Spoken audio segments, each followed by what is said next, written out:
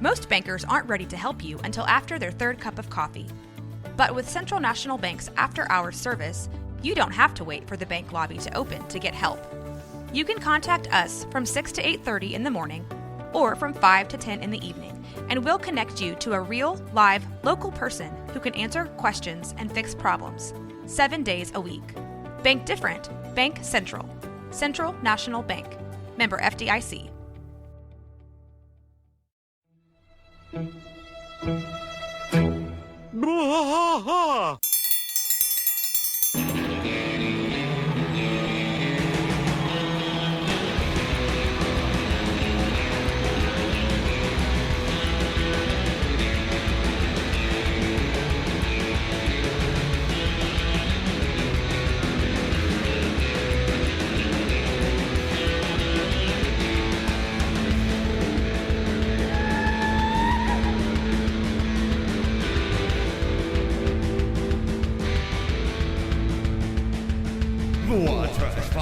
Through the night, deep in the heart of Texas, the trailer park is nice and dark.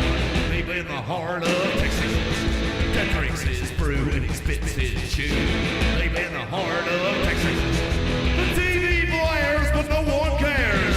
Deep in the heart of Texas, here we go.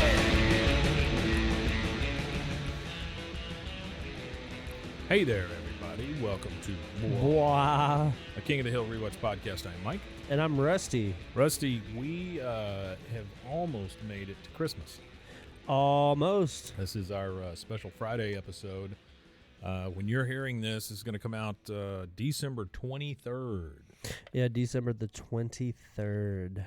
So it's Christmas Eve. Eve.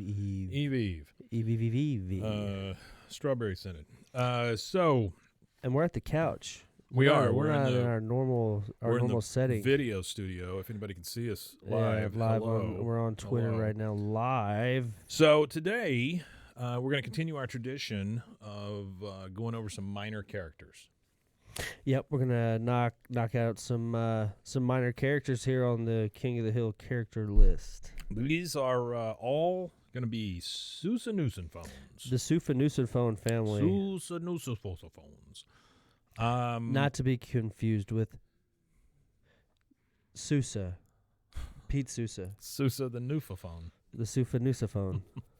Isn't that what is it called? The Sousaphone? The Sousaphone, yeah. Pete Sousa. Not to be confused with Pete Sousa or the Sousaphone. Or the Sousaphone. Or Dr. Seuss. Or Dr. Seuss. Right. Okay. Right. These are the Souphanousinphones. These are the ones who live next door to Hank. Yeah, they moved in, the Laotians. episode 3, 4, something like that. It was really early. They moved in really early, but remember, the tidbit of trivia was they were really supposed to be there in the first episode, but they didn't want a rush of characters in the very first episode, so they delayed their entry into the show to the third episode. Yeah. Which was the one about the one with the doggy or something. Yeah, the dog it was, runs away.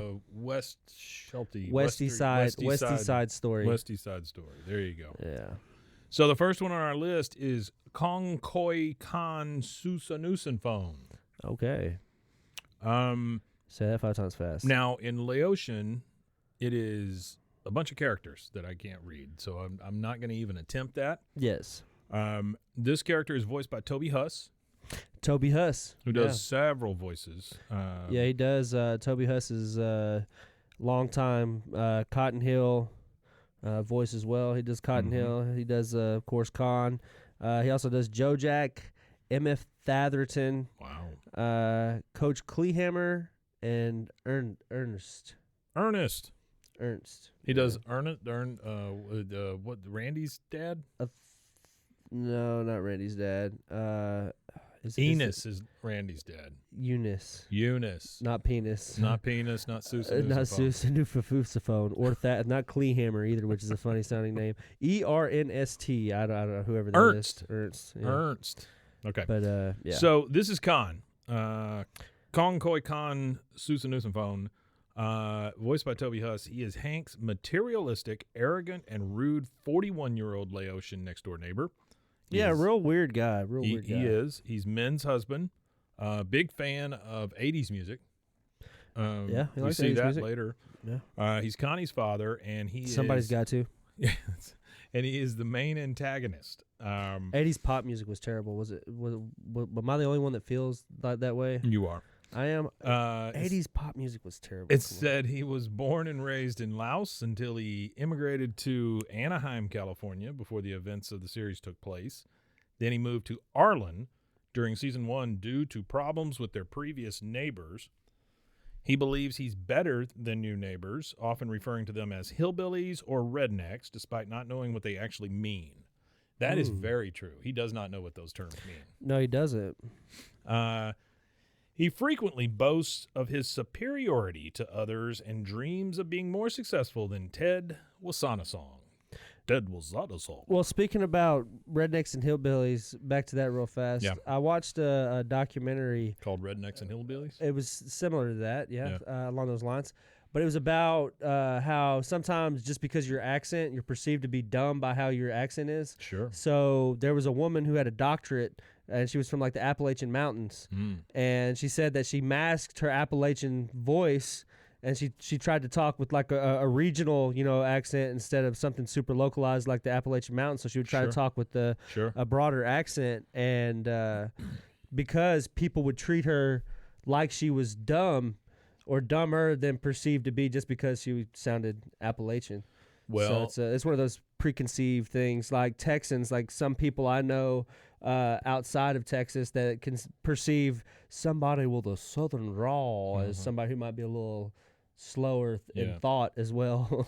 I think we've talked about this on this show before, but this is not the voice I was born with. I practiced very, very hard as a child to change my voice. I did not want to be perceived as Texan or from any regional district. And you know what? I had a British accent up until puberty. Really? And then when puberty hit, now I sound like whatever the hell this crap is. But I used to have Balls dropped in your. I have your a accent northern dropped. English. I had a northern English accent, Manchester accent. That's crazy. Despite Khan's arrogant attitude, he seeks approval and friendship from his neighbors who are accepting of his ways, and that is very true. He previously worked for a defense contractor that manufactured composite ceramic armor, but he was fired for spilling company secrets. After a string of job failures due to his attitude, which forced his family to move to other locations in the U.S., he found a new job in Houston, which forces him to commute. Upon reconciliation of the story of how Min and Khan met, it is revealed that he was formerly a rebel and playboy whom Min chose over straight-laced intellectual her father set her up with. In one episode, Khan shows that he is trained martial artist while getting into a fight with a few rednecks. In the episode Just Another Manic Khan Day, which I'm not a huge fan of that episode. Yeah, no, that's a weird one. It is revealed that Khan has bipolar disorder, which was also briefly mentioned in the earlier episode Lost in MySpace. It's revealed in the episode 3 Days of the Condo that Khan has a brother also living in the U.S. with a family of his own. You know that Khan episode that you don't like. Yeah. That's the second It's to last fine. episode. It's just but it's one of those that they played after the show was supposed to be over. Yeah, that was one of the ones that was in syndication. The one that never aired. Mm-hmm. That was in that group of shows that didn't air. Yeah, I'm just not.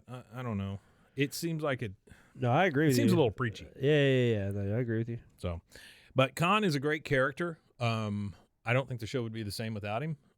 He fits that trope of the wacky next door neighbor, and I think the entirely Khan and Min themed episodes are not as good as when they just show up and say something goofy or that kind of thing. I don't know. I kind of disagree. There's a few. Really? There's one of my favorite episodes that is a Khan-centric episode, and it's the one where he goes to the bare knuckle fighting episode. Yeah. Where he thinks he's a failure at life, so he starts hanging out with rednecks and then becomes like a fighter. I really liked that episode a lot because it had like the whole like encompassing arc of him feeling inadequate, him going to hang out with lesser people because he feels inadequate, and then almost losing his family. Yeah. I like that whole like arc and then his redemption at the end. I like that one. I don't know. It's amazing That's in one of the 22 Khan minutes episodes what I you like. can do. Yeah, it is. Well, they show, like I said, like Wes Archer and his animation direction. Yeah. I say it all the time, but again, I'll applaud it Wonderful again. job, yeah. All the episodes that he touched, you could see just like there's a lot of cinematics. So staying in the same house, we now have Min Souphanousinphones. And I'm going to try my hardest to pronounce her entire name, but it is Min Souphanousinphones Ni Hexumaliasbrath. I'm sure I'm not even close. But it is HEXUMALAYASABRATH. So I know the last part is Brath, and the first part is Hex. That's all I know. The middle part got lost. This is voiced by Lauren Tom. Does Lauren Tom do other voices on the show? Oh, that NEE means maiden. So Okay. that would be her maiden, whatever that Hexumaliasbrath. Sure. whatever that is. Yeah. But Lauren Tom, does she do other voices on the show besides Min? Lauren Tom. While you're looking at that, let's see. Min is Con's wife and Connie's mother. Min is a 38-year-old housewife who enjoys making rude comments about the neighbors, particularly Peggy Hill. Oh, here we go. Yeah. So Amy Wong, Futurama. Uh-huh. She voices Amy Wong. Okay. Yeah. That makes sense. The Asian character on that. Sure. She does Connie. Oh, does she? As She does well as Connie Min. as well. Yes. Oh, okay. She does Never Amy been Wong's seen in the room together. mother as well. She does whose? Amy Wong's mother in the Oh, show, okay. Wong Yeah. Inez. Yeah. She also played Julie in the TV series Friends.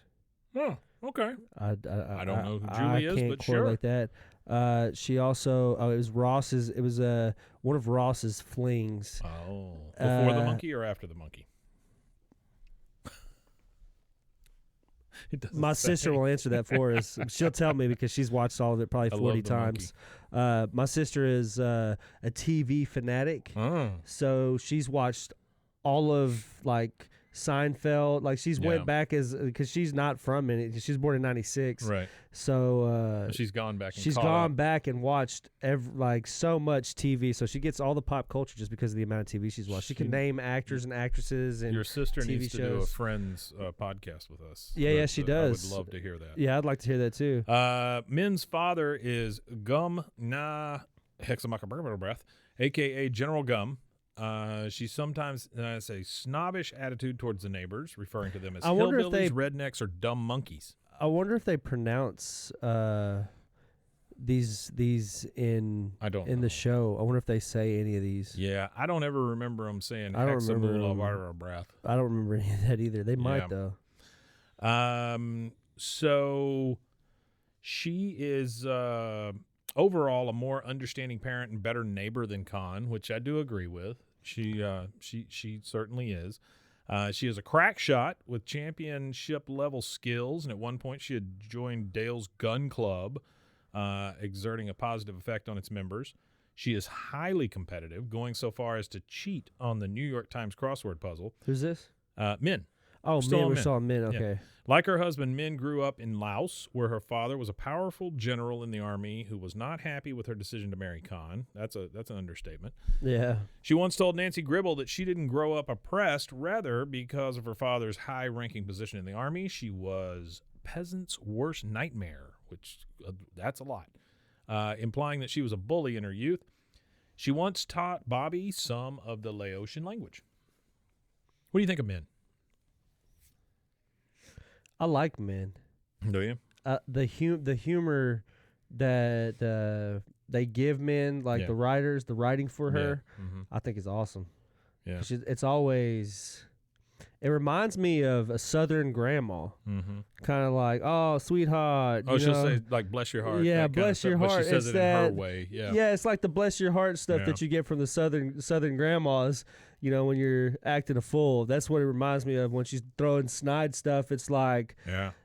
oh yeah, we're having a baby, but aren't you 17? Yeah, That kind of thing, that's you know what I right. mean? Like, Yeah. she finds a way to take every celebratory moment and kind of like, Turns it into a backhanded compliment Yeah. kind of thing, yeah. but aren't Yeah. you 17? You know, that kind of thing, yeah. All right, next on the list, we got Connie Souphanousinphones Jr. Connie Souphanousinphones. She is an American-born 13-year-old daughter of Con and Min. She is one of Bobby's best friends, and for a time, his girlfriend.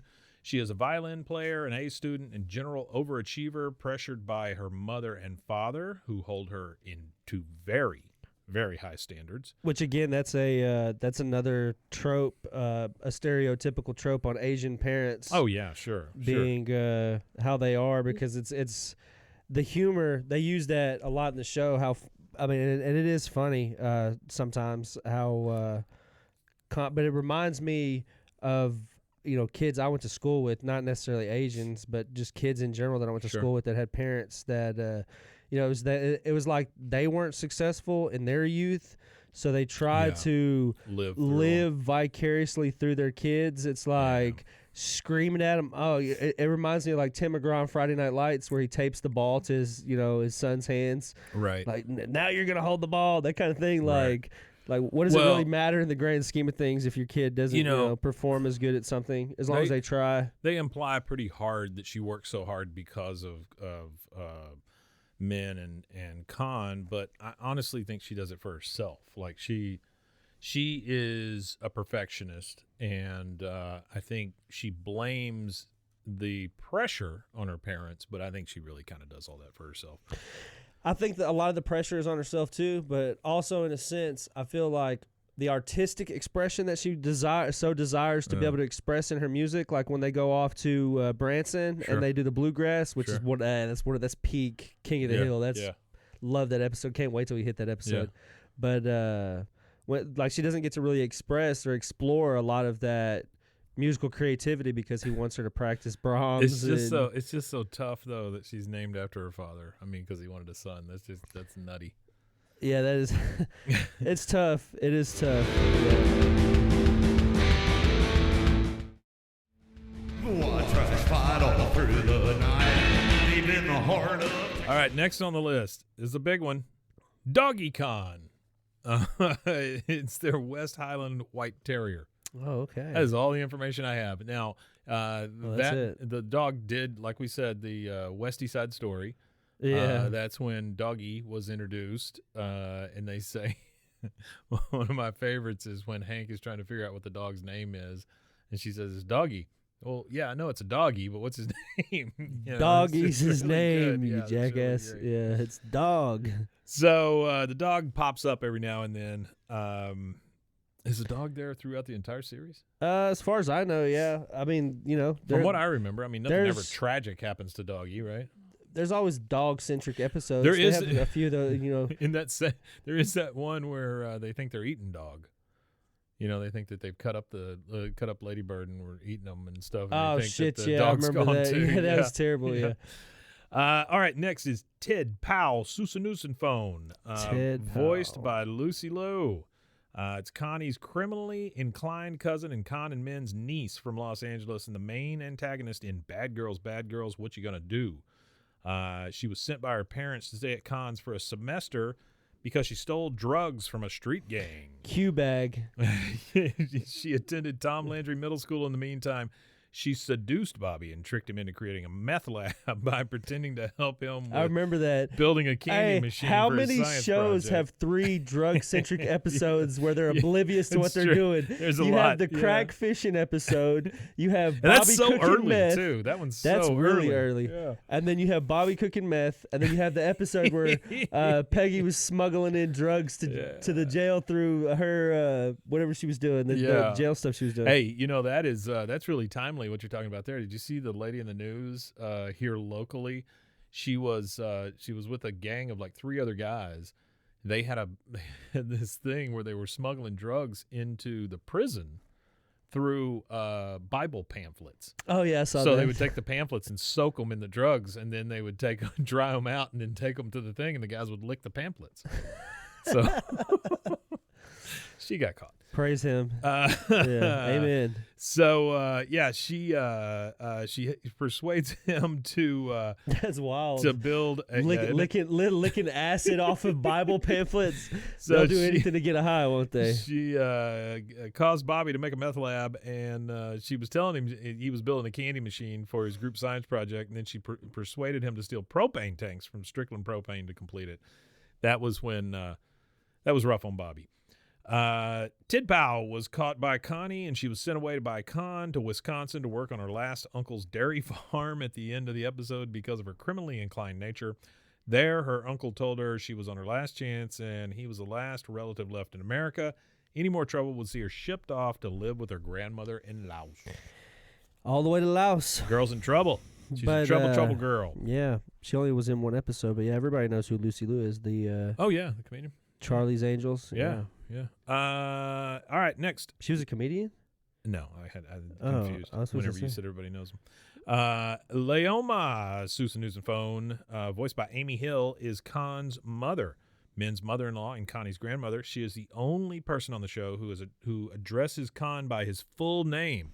So there you go. She does say it. Oh, Lucy Liu, sorry. She was in Ally McBeal. That's the worst. Yeah. I couldn't remember. Which, if Ally McBeal, for those of you who don't know, happened to be a really good show that only lasted for a really short time. Like 2-3 seasons, 98 to 02. So if you missed out on Ally McBeal was the CGI dancing baby that you see on the internet. Ooga chaka. Ooga chaka. Ooga. Yep, that's it. That's it.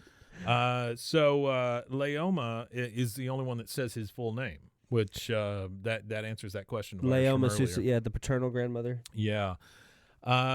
She's kind and hardworking and enjoys housekeeping. She is disliked by men because of her criticism of men's houseworking skills. And she is one of those backhanded compliment people. Very much so. Yeah. Oh, it's so nice. I wish it could be nicer. That kind of thing, Well, she's an older woman. Yeah. And she's a single. mother. Single also. Well, she's single, but she's an older woman and a mother. Yeah. And anytime a mother sees somebody taking care of her, specifically son, in TV shows, they're always like that. Like my favorite mom, I guess you could say that was like like that, did offhanded crap like that, would have been Everybody Loves Raymond. Marie. Oh yeah, Marie was fantastic. That was great. I love that. Yeah. That's a great back and forth. That's a great show. Yeah, it's a great show. Status Conscious Khan the only show that was produced by Worldwide Pants Productions. Oh, that's true. You're right. It's the only TV show. The Status Conscious Khan is horrified when Leoma, bored and unwanted by her daughter-in-law, becomes the Hills' housekeeper, and even more horrified when she begins a love affair with Bill Dutry. Yeah, that was a gross episode. That is a gross episode. They really get to it. Leoma has not been seen since her first episode, with only a mention of her being made in the succeeding episode, mainly because the creators nixed the original plan for her and Bill to become a regular couple, preferring for Bill to remain his usual single and miserable self. I just don't understand how Hank and Peggy were able to pay her an affordable salary. No, I don't know. It says right here, proposes being the maid for the Hill family in exchange for an affordable salary. Yeah. No, I don't know where they got the money. Man, Hanks. Well, maybe it's Big Bank Hank. That term came from somewhere. It's Bobby's meth. Oh, it's the meth. That's where they're making all their money. Bobby's meth. Breaking Bobby. Breaking Bobby. That's right. All right, next on the list. There you go. That'd be a great story. I wonder if we're gonna find. I wonder if the AI generation is gonna generate one of those. I would bet that is a fan fiction episode already out there somewhere. Next on the list is General Gum, who we talked about earlier, voiced by James C. He's Min's father, Khan's father-in-law, and Connie's grandfather, usually referred to as the General. His full name is Gum Not.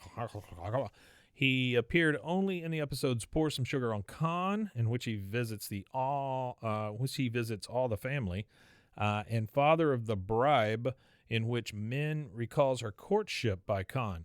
While he shows great affection towards Min and Connie, he dislikes Khan. He served under several Laotian dictators and was put on trial for war crimes at The Hague. Yeah, he's a tough one. He's a tough one, and he was voiced by a guy named James C. Mm-hmm. And to look him up and see what he was involved in. Did he not meet Ted Wilsadasol? Didn't he meet Ted Wilsadasol? Right? Oh, Gum? The general? Wasn't there an episode? Wasn't that the same episode where didn't he meet them? I'm pretty sure. I can't remember. He's in 3 episodes. Mentioned in one. So Father of the Bride, I'm with Cupid, and Pour Some Sugar on Khan, the episode you were talking about. Right. Which is actually season 12, not season 13. So I was wrong. It's not a part of the... Not a part of the last one? It's not a part of the last season where they were all released in syndication. So retract that before Artie fact checks me. Don't get us, Artie. All right, we have one more on the list. Yeah, I don't see him. I don't see where he met him, but he might have. We've got Ted Wilson. But the James C. guy or whatever, he was known for Jackie Chan Adventures, and he was also that was a cartoon. Did the voices on there? But not only was he just a voice on there, he was the title character voice. He voiced Jackie Chan in that TV show. How crazy would it be to have a show named after you and have somebody else do your voice? Yeah. Yeah. And That's he nuts. was in Avatar: The Last Airbender as well for some episodes. Stillwater. What is that? I'm guessing it's some animated. Yeah, it's Apple animated. It's kind of nice animation. I don't know that one either. Yeah. It's got a panda in it. I won't watch it. So the last one on our list, also voiced by James C., is Souphanousinphones. I'm probably not saying that correctly, but it's Phonsawan.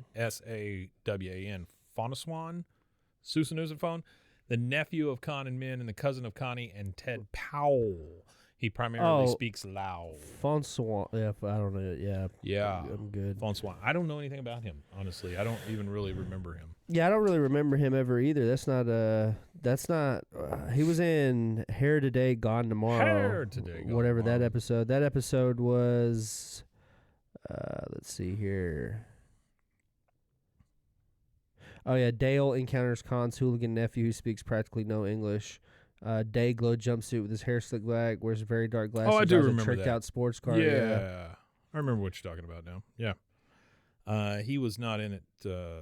It's not like a super... Because Dale trips out and he thinks that the kid is like a space alien or something. Yeah, he's not a super memorable character. And that is it for this Souphanousinphones. Yeah, that was the entire We've covered a family. buttload of minor characters. And you know what's crazy? We still haven't made it all the way through yet. We've got the Font La Fontaine Dautrives. That's true. There's a few of those. Not a whole lot of those. But the episode that they have where you talk about them, there's you get a lot of lore for the Dautrive family in that episode. Oh yeah, that's true. Yeah, so that's a well, you good get a lot of minor lore character. that you've never had too. I mean, it's a whole new side of Bill that you didn't even know about.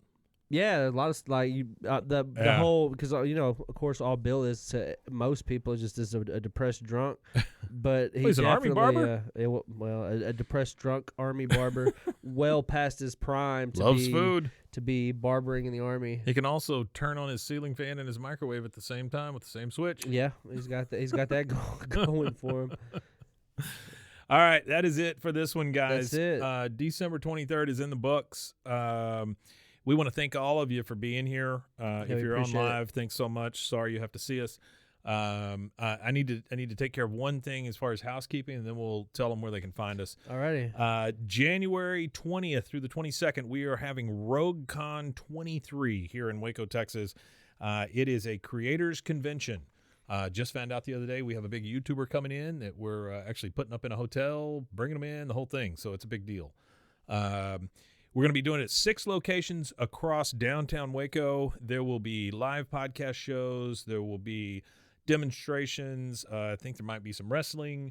We got a guy handling snakes. We got maybe some goats being let loose. We've got some demos, some panels, live music everywhere. We got all kinds of stuff. It is a 3-day thing. If you want to come Friday and Sunday, you can. Those are $10 a piece. If you want to come Saturday, it's $10. If you want to come all 3 days, $20. $20 for 6 locations all day long. Oh, that's a deal. I mean, that's a hell of a deal. Yeah, right? it is a deal for a weekend of activities, especially in a city that once had nothing going on. There'll be a bunch of prizes given away on Sunday. So basically, when you go to see one of these events, you'll get some tickets. You bring those tickets back on Sunday. We put them in the big raffle, and we give away a bunch of prizes. It's going to be a lot of fun. If you need tickets, go to RogueCon23. That is RogueCon23.com. You can get your tickets there, and you can see as we update who's going to be in town and who's going to be a part of this. You'll see it in real time. I know we're going to do a live show there. Yep. And we've been talking about also doing maybe a art installation. Yes. Yeah. Which would be kind of cool. Yeah, and it's not definitely. even really King of the Hill themed. It's just like old technology art installation. Yeah. Yeah, it'll be fun. Just some TVs wired up. Yeah, and some it'll be stuff cool. on. It'll be cool. All right, so Rusty, tell them where they can find us. You can find us at Linktree at BWAAAKOTH. Is that LINK.tree? linktr.ee/BWAAAKOTH, and that will have all the links you need to find everything you need for Bois KOTH. And as usual, Tanya. Slowly, before you do that, we're Oh. slowly but surely uploading those YouTube Oh yeah, episodes YouTube also. stuff. Yeah. I've been slowly getting them. I'm gonna have all of season 1 up before January 1st. I have a lot of it already wow, that's cool. uploaded. I just haven't released it yet. Yeah. I've been slowly getting it up. We had a automatic system that was putting some stuff up on the Rogue Media channel too, and we Yeah, stopped that because we don't want it to confuse anybody. Yeah, but, we didn't want to get anybody. but there get are confused. some episodes there if you wanted to go and take a look there. So Yeah, there's some Media stuff Network, there too. Yeah. RogueMediaNetwork.com. So that's it for us. December 23rd, 2022. See you later. Tanya. Tanya.